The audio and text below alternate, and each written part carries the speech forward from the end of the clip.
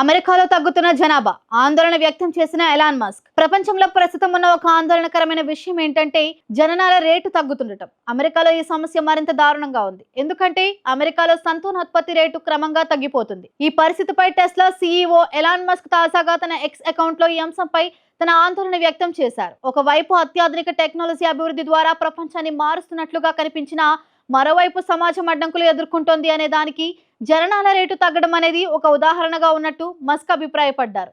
అమెరికాలో జననాల రేటు తగ్గటాన్ని నివారించాలంటే పిల్లల్ని కనగలిగిన వారు కనీసం ముగ్గురిని కనాలని ఎక్స్ లో పోస్ట్ చేశారు. అధిక సంతానం మంచిది కాదనే వాదనను టెస్లా సీఈఓ ఎలాన్ మస్క్ ఎప్పుడూ కూడా తప్పుపడుతుంటారు. తాజాగా ఆయన మరోసారి అదే వైఖరిని అనుసరించారు. ప్రస్తుతం అమెరికాలో జననాల సంఖ్య తగ్గుతుండటంపై ఆందోళన వ్యక్తం చేశారు. అలాగే వివిధ సమస్యల వల్ల ప్రపంచంలో జననాల రేటు తగ్గుతోందని అన్నారు.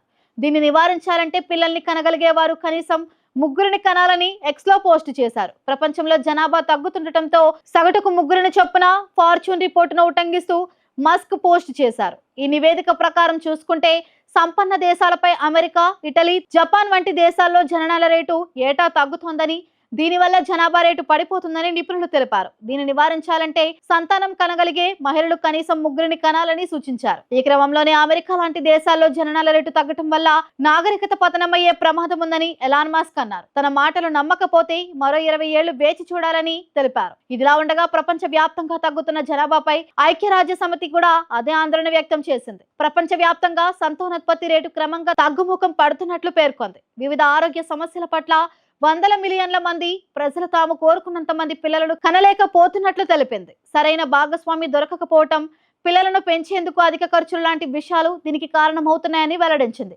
ఇక సంతానోత్పత్తి రేటు తగ్గించడంలో భారత్ గణనీయమైన పురోగతి సాధించిందని యుఎన్ఎఫ్పిఏ భారత ప్రతినిధి ఆండ్రియా తెలిపారు. 1970లలో భారత్లోని మహిళలు 5 మందిని కనేవారని, ప్రస్తుతం ఆ సంఖ్య పడిపోయిందని చెప్పారు.